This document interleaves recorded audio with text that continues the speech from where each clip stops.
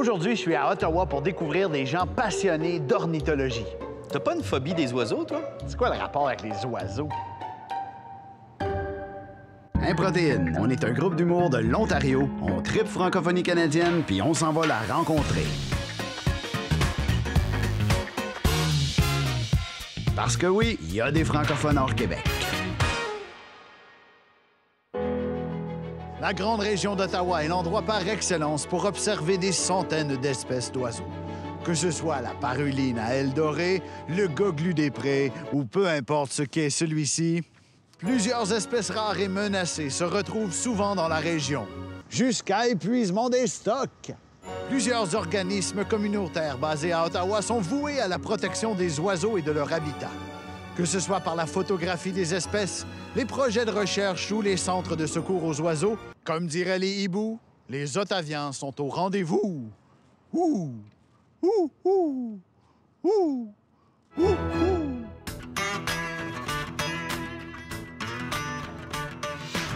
Là, je me rends dans le petit village de Sainte-Rose, dans l'Est ontarien, pour rencontrer mon ami Éric. C'est un passionné des oiseaux, puis ça a l'air que c'est une des meilleures places au monde pour observer des harfans des neiges.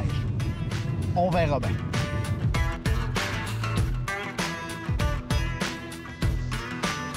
Salut, Éric! Hey, ça va? Ouais, 15 minutes que je cherche le champ où tu m'avais donné rendez-vous. Mais je t'avais dit directement en plein centre de l'Est ontarien, puis c'est pas mal ici qu'on est. C'est pas mal là. Pourquoi ici plus qu'ailleurs? Bien, je pense qu'aujourd'hui, tu voulais voir des harfans des neiges, puis je pense que c'est pas mal la meilleure place pour en voir dans l'Est ontarien. Fait que c'est dans ce champ là-bas? Là? C'est là devant nous. Bien, je suis dans le champ là-bas, c'est un peu partout. Ils ont la capacité de bouger quand même aussi. Donc... Mais souvent, moi, j'en ai déjà vu sur cette butte-là que tu vois juste là devant nous. Fait que qu'est-ce qui attire les harfans dans cette section-ci de l'Ontario? Mais en fait, les harfans des neiges vont chercher des espaces qui sont vastes, plats, un peu pour reproduire ce qu'ils retrouvent quand ils remontent dans le nord l'été. Puis ils vont pouvoir chasser librement dans des champs, un peu comme ils le feraient en Arctique durant l'été. Puis je sais qu'il y a beaucoup de gens qui viennent chasser photographiquement le harfan. Pourquoi c'est si spécial, cet oiseau-là? Bien, je pense que c'est un peu mythique. Le fait de voir un hibou, c'est quand même impressionnant. D'un, c'est un oiseau qui est quand même assez gros. Et c'est peut-être un des hiboux les plus accessibles qu'on peut trouver, au sens que les autres hiboux, il faut que tu te promènes dans le bois, puis il faut que tu sois vraiment chanceux pour arriver face à face avec un hibou. Tandis que les harfans des neiges, eux, ont la capacité de chasser aussi bien de jour comme de nuit. Hey, ça se mange-tu, du harfan des neiges? Mais j'en ai pris un hier. Un gros steak d'harfan. Fait que là, la prochaine étape, c'est d'attendre qu'il y ait un harfan, là? C'est à peu près ça. Puis la meilleure façon, bien, scrute l'horizon vers le sol. Si t'es chanceux puis tu vois une tache blanche, pas qu'il n'y a pas beaucoup de blanc autour, on va peut-être être chanceux puis en voir un.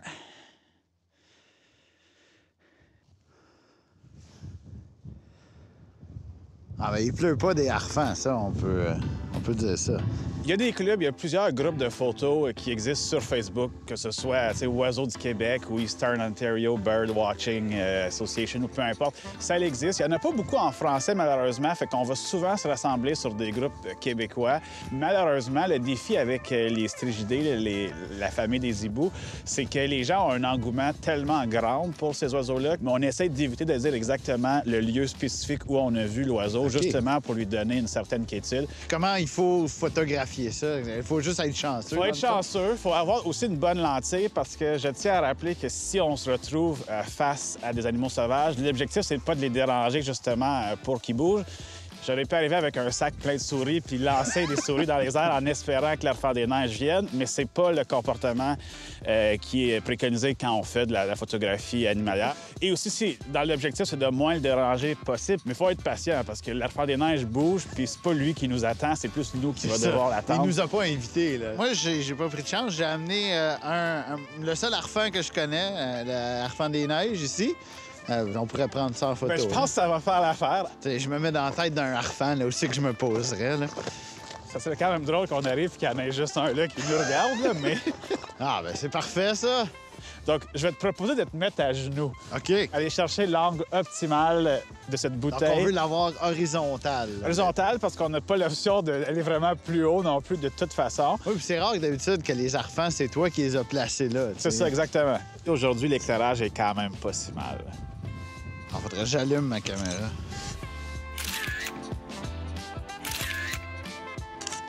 C'est quand même plus facile à prendre en photo quelque chose qui bouge pas. Ben, j'ai pas l'impression que même si on s'approche, elle va s'envoler. Incroyable. C'est de tout beau. La nature dans son plus bel objectif. Des fois, on est chanceux. Des fois, il y a des bonnes années. Des fois, il y a des moins bonnes années. Tout dépend de ce qui s'est produit l'été en Arctique avant qu'ils reviennent ici dans le sud. Puis aussi, il faut dire que là, on se retrouve au mois de mars, mi-mars. Ils commencent tranquillement, pas vite, à penser à refaire leur chemin. OK, donc il y en a qui sont déjà partis. Il y en a qui sont déjà partis. Ils font encore là ce qu'ils veulent. Il n'y a pas personne qui leur dit que c'est le temps de partir. Pas une alarme qui sonne, mais ils partent tous. On leur fait confiance, puis ils remontent vers l'Arctique. Ah ben Eric, je suis un peu déçu qu'on n'a pas pu photographier des vrais harfans, fait que je voulais quand même te mettre au défi en tant que photographe. Je me suis trouvé un petit costume de harfan bleu, c'est la sorte plus rare. Là. Si seulement les harfans pouvaient être si faciles à voir dans un champ. Ben vas-y, je vais essayer de faire mon mieux. Parfait. On va aller trouver des rongeurs! Vas-y, t'es capable! T'es-tu capable de tourner ta tête sur 180 degrés? Attends, j'ai perdu mes lunettes.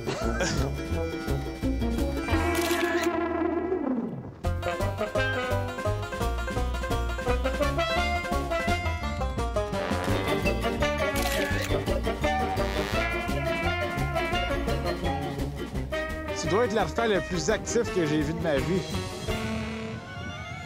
C'est complètement ridicule. Bon, ben on n'a pas vu d'harfan. On n'a pas stressé de harfan. On n'a pas nuit à l'espèce non plus. Là. Fait que, tu sais, s'il en reste là, dans 20 ou 30 ans, là, ben, j'aimerais ça que ce soit écrit quelque part que c'est un petit peu grâce à moi.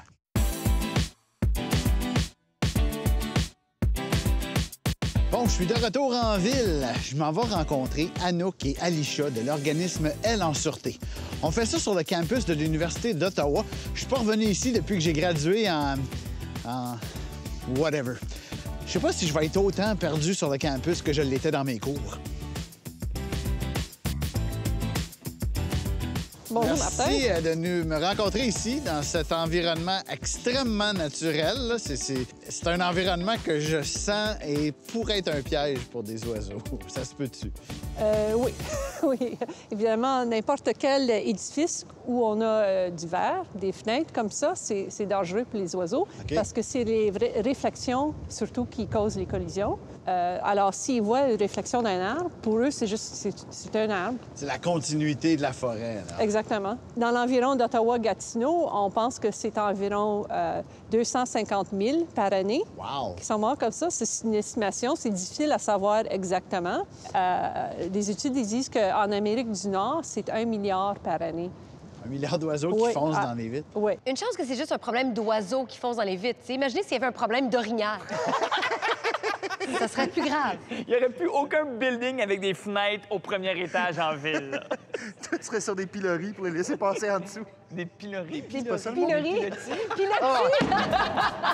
Je suis bénévole avec Elle en Sûreté pour essayer de rendre le campus un peu plus sécure aux oiseaux.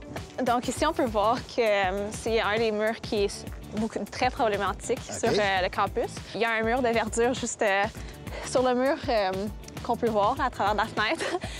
Oui, qui a l'air étrangement comme une forêt qui continue. On peut souvent trouver des oiseaux sur le bord des roches. Une des solutions qui est super commune, c'est de mettre des points feather-friendly. OK. Des petits points blancs? Oui, c'est ça. Donc, des points comme ça, est-ce que ça aide les oiseaux? Ça? En effet, c'est exactement de ça ce qu'on parle, mais ça, c'est pour les humains. OK. Parlons de Safe Wings, l'organisme Elle en Sûreté. Anouk, c'est toi qui as fondé cet organisme-là. L'objectif, c'est de réduire les morts des oiseaux à cause des collisions. Alors, on fait ça avec la recherche, comme pour démontrer le problème et savoir c'est quels bâtiments sont les pires, et aussi en sauvant les oiseaux. Puis tout ça, c'est des bénévoles. C'est tout des bénévoles, oui. Bon, ben, il n'y a rien comme se mettre dans la peau d'un oiseau pour vraiment vivre qu'est-ce qu'ils ressentent quand ils foncent dans les vitres. On va voir ce que ça donne.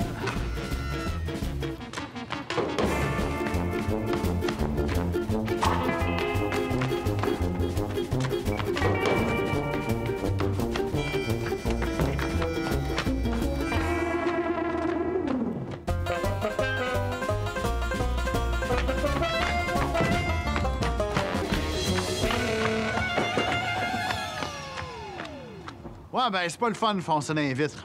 Qu'est-ce qu'on fait quand on trouve un oiseau mort ou blessé? Il faut les ramasser, les sauver et appeler Elle en sûreté. Les oiseaux morts, on les ramasse, on prend toutes les statistiques où on l'a trouvé, la date, l'heure, le côté de l'édifice. C'est important pour la recherche.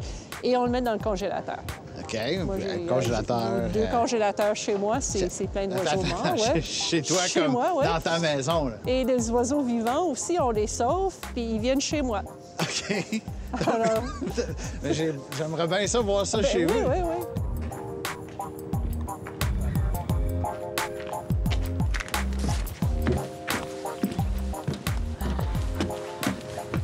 Ah, t'as mis des picots blancs aussi dans tes fenêtres à toi? Oui, parce que c'est un grand problème à la maison aussi, les collisions. Au moins, ils sont plus proches à ramasser pour aider si... Ça arrive pas si on a les picots. Alors, ici, c'est où j'accueille les oiseaux et je soigne les oiseaux. OK. En fait, j'ai 2 oiseaux ici. Ils ont passé la nuit en oxygène. Les 2 sont arrivés hier. Alors ici, je vais les sortir parce qu'il faut encore les donner des médicaments. Du bec des sapins, une commotion cérébrale, mais aussi du sang dans les poumons. Ah, OK. Ça arrive assez souvent quand on rentre en collision. Comment tu vis avec, justement, le fait d'avoir un tiers de ta maison qui est réservé pour les oiseaux blessés? Ouais, ben c'est petit à petit, là. OK. On commence. Ça commence c'est pas un petit comme ça. projet, puis ouais, j'ai un époux qui est vraiment patient. OK, il n'est pas trop jaloux des oiseaux? Non, pas OK. du tout. L'an passé, j'ai eu presque 1000 oiseaux ici, à la maison. Puis tu peux sauver des oiseaux jusqu'à quelle grosseur ici? J'ai déjà eu une dinde sauvage. OK.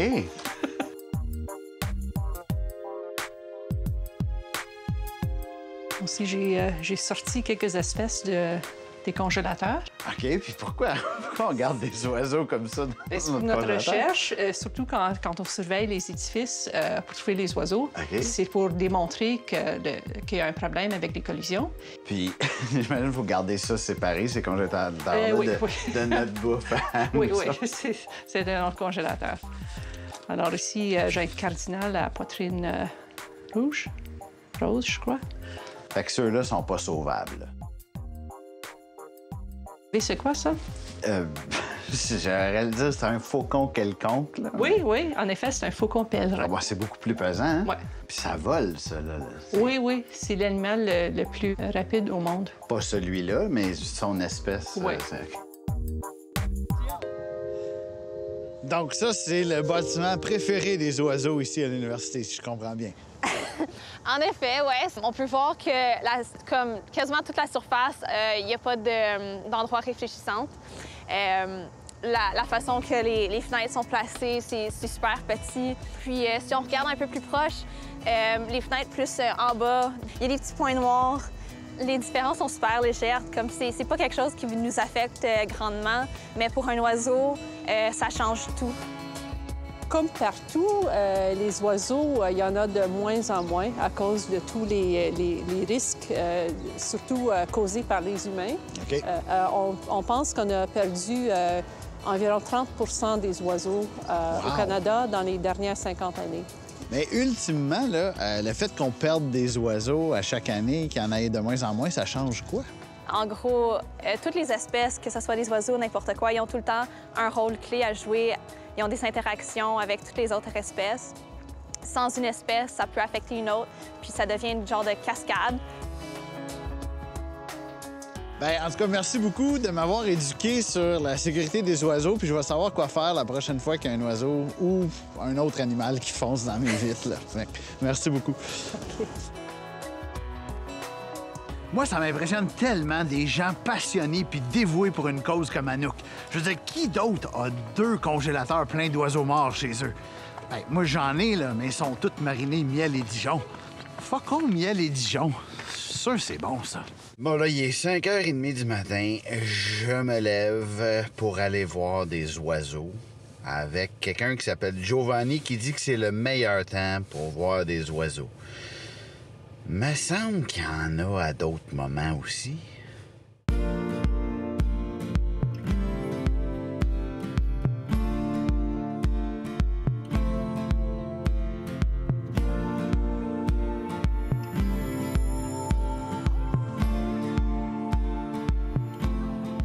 Giovanni! Hey, bonjour Martin. Salut, salut! Pourquoi ici spécifiquement?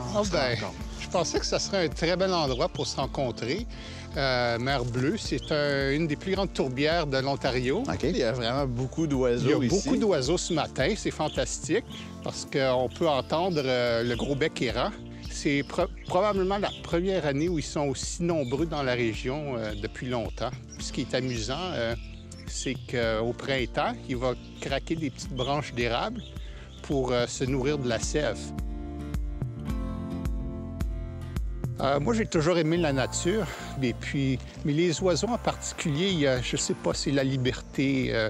Et puis l'aspect découverte aussi. On ne sait jamais quel oiseau on va voir à quel endroit parce qu'ils volent, ils se promènent. Et puis à chaque année, il y a des belles surprises, des oiseaux rares. J'aime beaucoup chercher pour l'oiseau rare. Chercher une façon de mettre mes observations en ligne. Et puis, j'ai trouvé le site eBird, que c'est une banque de données. Si tu me demandes quel oiseau j'ai vu en 2015, à tel endroit, je le sais immédiatement. Donc, c'est un site pour les citoyens chercheurs, essentiellement. Comment on s'arrangerait pour compter des oiseaux? Ça bouge, là. T'aimais les sciences à l'école? Des fois. Des fois, jusqu'à je comprenais. C'est pas grave. Moi, c'est sûr que si je suis un oiseau puis je vois quelqu'un qui me compte, que je change de branche en branche. C'est juste pour les mélanger. Alors, je te le montre ici. Pour commencer la liste, on fait juste peser Start Checklist. Ça détermine ma position.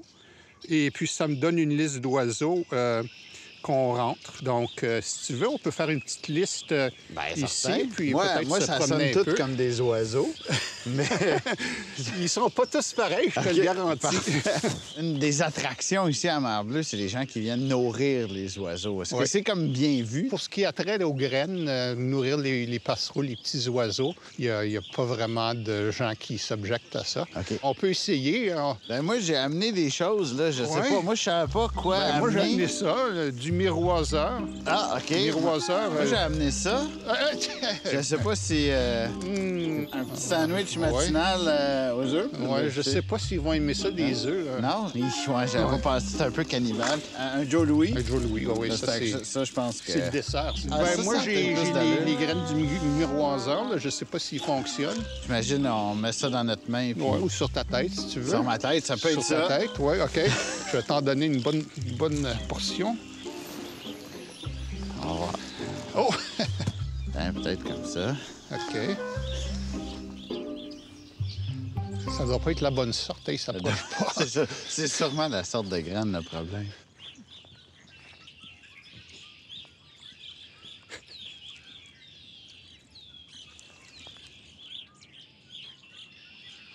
Donc, présentement, je peux te dire au son, il y a le carouge à épaulettes. Il y a une tourterelle qui vient d'arriver. Alors, je rajoute mes 2 tourterelles. Je vais rajouter les carouges. Bon, faut pas se mélanger avec des écureuils roux non plus. Puis pourquoi c'est important que, justement, les citoyens ou monsieur, madame, tout le monde participent à ce genre de science-là? C'est une bonne question. Ça a vraiment permis de faire des études à grande échelle, par exemple, sur la migration, sur l'abondance, d'investiguer l'impact des changements climatiques ou de l'urbanisation. Les chercheurs, les professionnels obtiennent des résultats très intéressants qui ensuite servent à aider les décideurs politiques. Je vais essayer de faire des petits bruits pour les attirer. Oh, puis tu peux m'imiter aussi. OK? Tu peux essayer de faire comme moi. OK, excellent. OK. Hey, connaissez-vous ça, vous autres, des cris d'oiseaux? Moi, je fais un corbeau en chaleur. Moi, j'allais dire c'était le hibou. Ou il y a mon moineau aussi. Je préfère ma perruche aussi.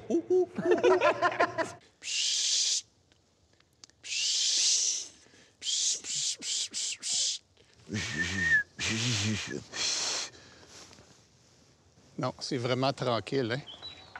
Un pic de bois. Mon coup de cœur, c'est vraiment été... en fait, c'était Chez nous, à la maison, dans les mangeoires en arrière, il y a un oiseau qui est arrivé, un petit oiseau brun. Je ne savais pas trop c'était quoi. Je me suis aperçu que c'était un oiseau qui s'appelle un bruant à couronne dorée. OK. Mais j'ai mis ça sur eBird et puis quelques heures plus tard, je reçois un appel chez moi. Ils disent « T'es sûr que t'as bien vu ça? » J'ai dit « Oui, pourquoi? » Ben c'est le premier à Ottawa. C'est le premier qui avait été vu à Ottawa. Puis le lendemain matin, dans ma cour, j'avais à peu près 150 ornithologues amateurs, tout avec leurs jumelles qui attendaient l'oiseau. Wow. Puis heureusement, il est revenu. Bien, merci beaucoup, Giovanni. Moi, je vais télécharger l'application eBird. Fantastique. Puis je vais te redonner tes jumelles parce que j'ai l'impression que ce serait mon style de partir avec. Puis... Oublie pas de nettoyer ta casquette. Ah oui, c'est vrai. Ben, coudonc, je m'attendais pas à triper autant ces oiseaux. Puis je vous dis que dans le dernier 2 jours, j'en ai appris bien plus sur les oiseaux que dans mes 4 ans à l'université en finance internationale. Nanana pour vous autres. Les citelles.